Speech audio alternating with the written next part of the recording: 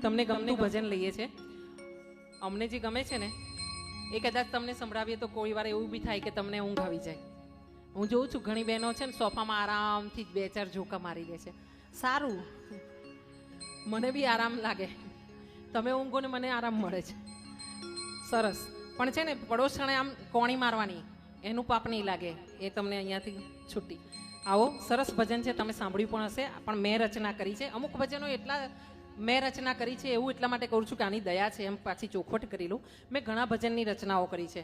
રંગવદૂત મહારાજના બહુ જ ભજન લખ્યા છે, પણ સાથે સાથે કૃષ્ણના પણ ભજન. મને એવું ટેવ છે કે મારા માથા ઉપર મારે ડાયરીને પેન લઈને સૂવાનું.